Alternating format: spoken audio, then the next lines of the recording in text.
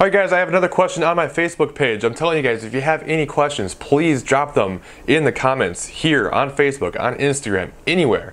And I will do a video topic on it, I promise you. So anyway, I want to get into this question because it's a really good question. I'm going to paraphrase this a little bit.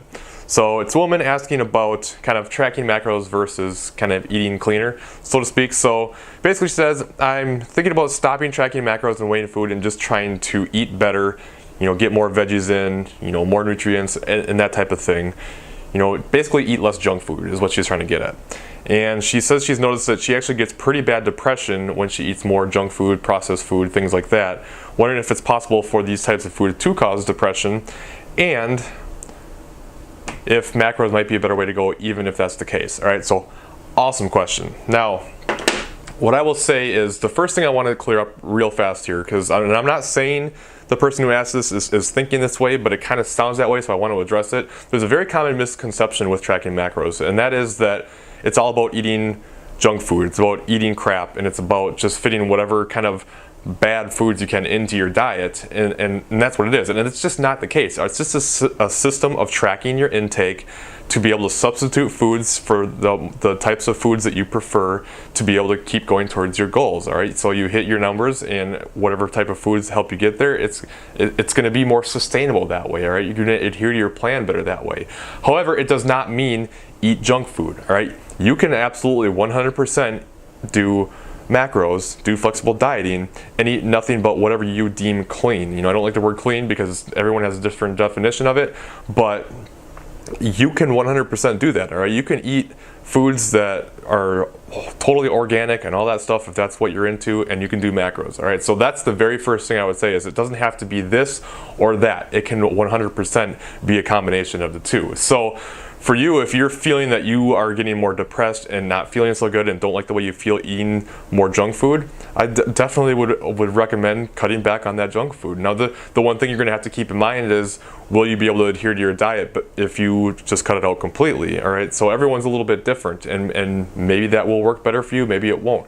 So if you eat nothing but nutrient-dense food, will you be able to stick to that, or will you end up binging? Will you end up going through a yo-yo dieting cycle and that type of stuff? But with regards to your question about is it possible for junk food to kind of trigger with depression, actually there is some research that does suggest that the types of food you eat and things like that can absolutely be a player in depression. So it is possible. Now, each and every person is unique, each and every person is different, and if you're noticing that something is triggering this with you, it's absolutely 100% smart to take that into stock and to notice it and to do something about it. So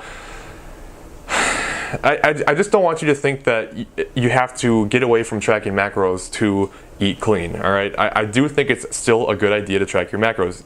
I would just track your macros while kind of cleaning up your diet. All right, eating more nutrient-dense foods, things like that. But the thing with it, with just only doing that without tracking macros is, assuming you're in a fat loss phase and you're trying to get things going, if you stall, or when you stall, because you eventually will, what are you going to do to make changes? All right, how are you going to make changes to your diet to get things going again if you do stall out? All right, so if you know your calories, if you know how much you're taking in, you can make adjustments and get things going again. But if all you're doing is eating clean and now you've stalled, what do? Eat cleaner? Like, you don't know how much you're eating, so it's hard to make adjustments. So if possible, I would definitely recommend tracking food. Now, you mentioned something about measurements, measuring all your food. Now, that can be helpful, but if you find that to be too much of a pain, maybe you don't measure as much, or maybe you only measure some things and not other things. But macros is not necessarily measuring either, right? So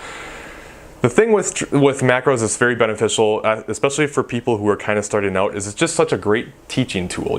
You learn so much about your body and how things work and food sources and all these different things through tracking. So it's a very valuable tool. Now, that doesn't mean you have to track forever, but especially as you get going, it's an invaluable tool. Now, as you get better and you get more into it, and you understand foods better, and you understand portion sizes better, and all these types of things, then you can kind of get away from tracking a little bit more, especially if you're just in kind of a maintenance phase, which is kind of where I'm at right now. You can get away with eyeballing things, and you can you call it intuitive eating. You can do more of that type of stuff and just keep an eye on things and see how they're going. But as you're starting out, I really do recommend tracking as much as you can. All right. So, and now again, with regards to flexible dieting or tracking macros and nutrients, all right, it's absolutely 100% a really good idea to eat high nutrient dense foods. You know, I've said this before, bro foods are bro foods for a reason, all right? Like, you know, yeah, chicken and fish and stuff like that is super high protein, has hardly any other macros in it. It's super filling, all right? So it helps you with satiety. And, you know, same with like vegetables that have a lot of fiber, a lot of micronutrients, and all these types of things. They're going to help you. They're going to help you perform better. They're going to help you feel better. You're nourishing yourself. You're giving your body what it needs to properly perform and you know, just function. So it's really a good idea to keep that in there. But that doesn't mean that you can't ever eat anything else either, all right? And actually, if you go one extreme to the other, either extreme is going to make you probably not feel so good. If you eat nothing but super high nutrient dense foods all the time and super filling foods, you're probably going to feel like crap just from going in the opposite direction. So it kind of takes a balance of the two for most people. What that balance is for you is something you have to find on your own. All right, it's going to be different for everybody, and everyone's got to find their own balance. But it's definitely good to incorporate a lot of good high nutrient dense foods into your diet. So I hope that was helpful. If I missed anything, or if I didn't cover something, or if you want anything clarified, drop a comment in the comment section below, and I'll be sure to get back to you. And otherwise, I will talk to you guys in the next video.